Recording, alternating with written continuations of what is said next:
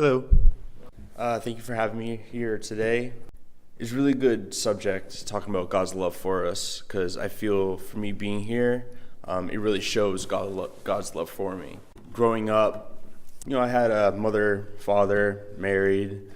Around age 8, they got divorced. I still remember it actually very vividly in my head, going to my memes and my mom coming in crying and saying that they're getting a divorce. And I think from that moment, I took responsibility on that upon myself, and it hit very hard for me. And after that, my brother and I, we started living in 2 different homes. At my dad's house, we were kind of raised in fear of what we did and who we are. And at my mother's house,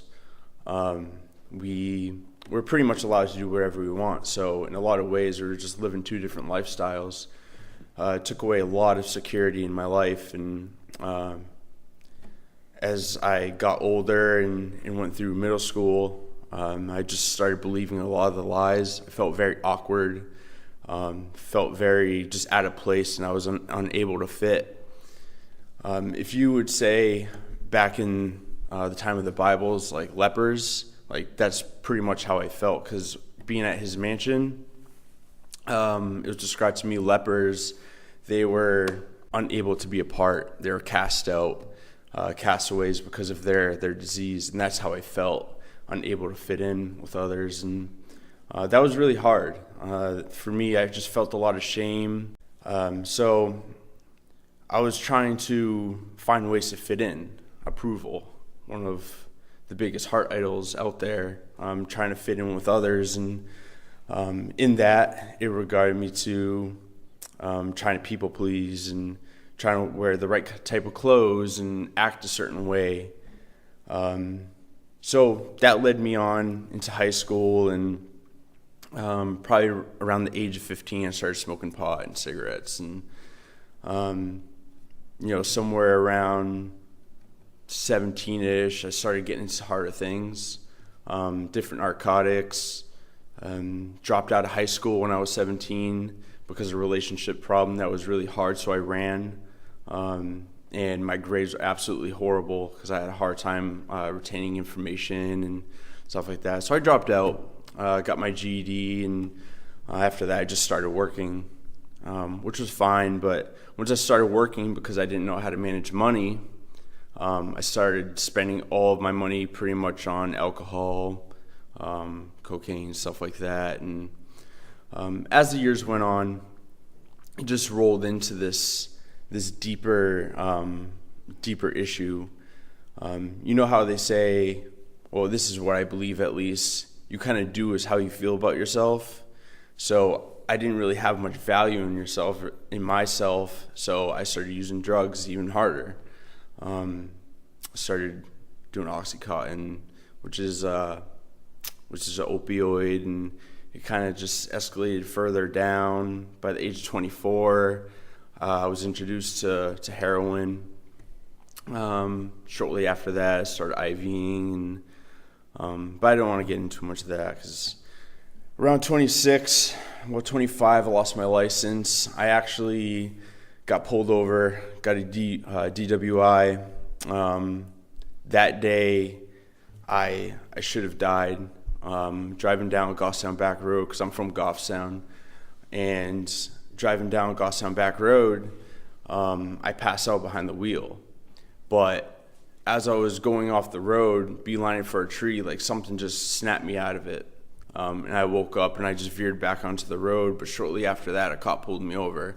Luckily, because I could have killed somebody.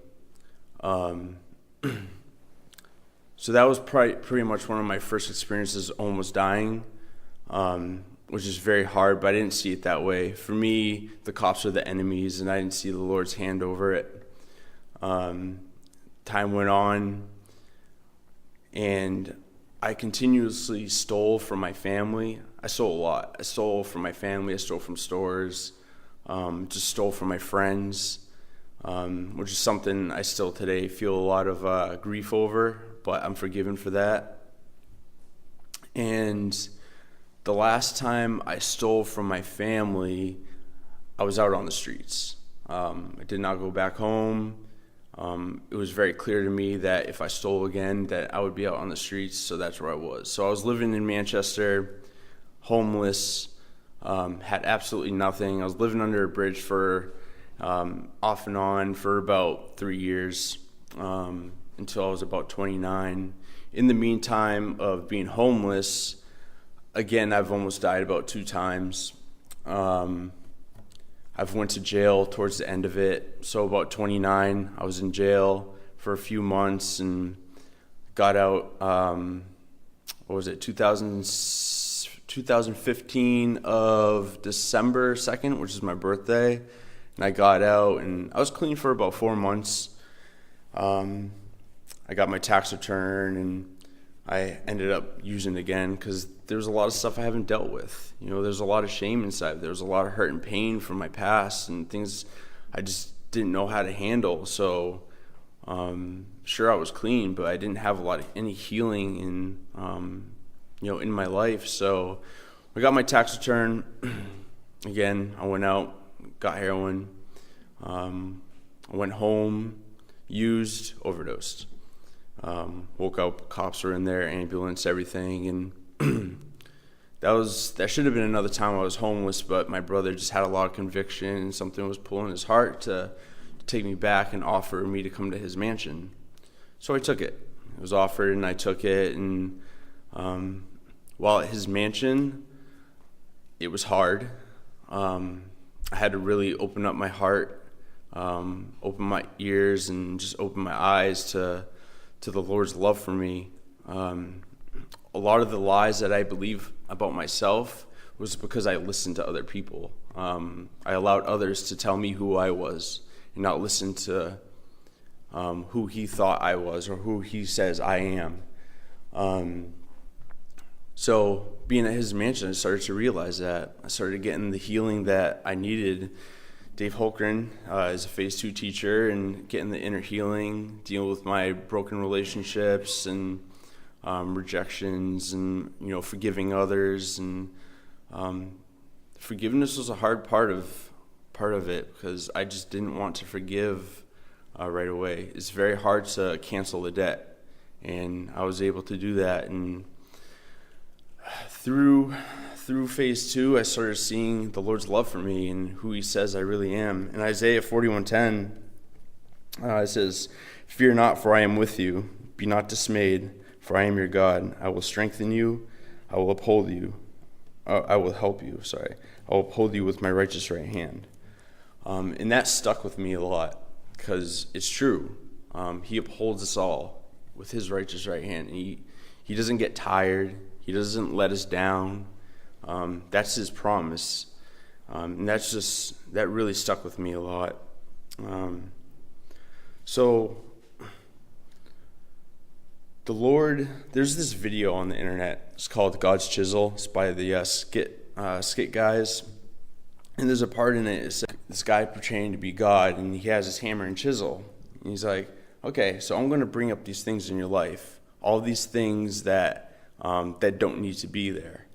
And that's very much what he did. And he uses his mansion to do that. Like, his mansion is a part of God's chisel. He uses programs. He uses my life, my hardships, and he uses this church. He uses everything, the good and the bad, to bring him to show his glory, his love for us. So that's something I can be really grateful for. Because, man, it's just such a blessing that the Lord has brought me to a place like his mansion to be able to experience relationships and in a healthy way, instead of believing these lies and sitting in the shame that I was in. The Lord chose to discipline me because he loves me and not because he hates me. And I had to come to that terms that he loves me and he's willing to do anything to keep me from dying, just being in complete death. So he brought me out of it. And ultimately, his plan is for me to be his son, for me to be his child.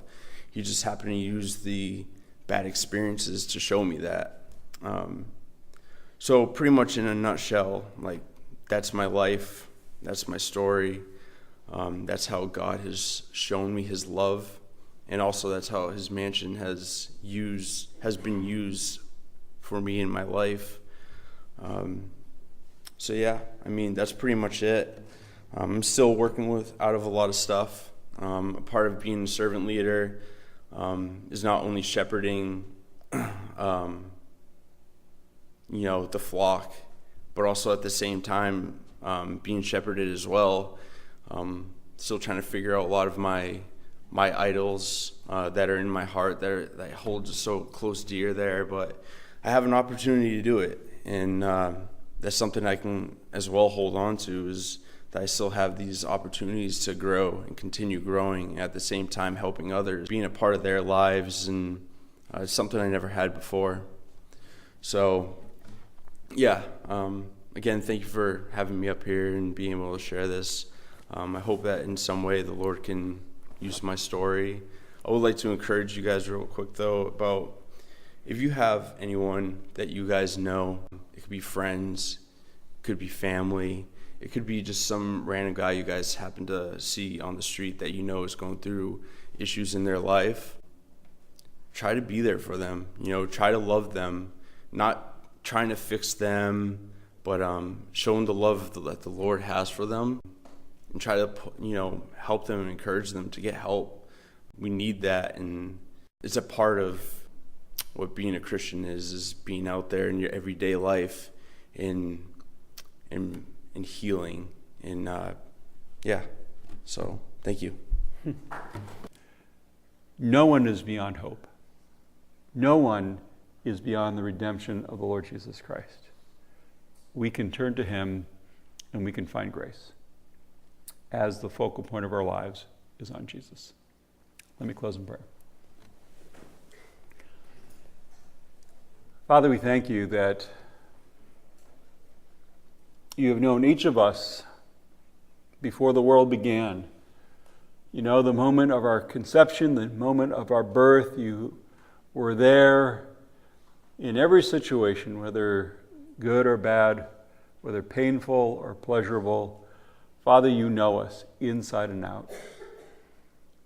Father, if there's anyone here this morning who's going through a difficult week or month or even a difficult year, I do pray that they would realize that you are with them, that you care for them, and that you want to be with them, and you want to help them with whatever the trial, whatever the temptations that they might be going through, that you are all-knowing and you are all-loving, and that their friends that are struggling can come to know you as the kind of God who cares so much that he would give his only Son to die an agonizing death so that we could all know the kind of Father that you have.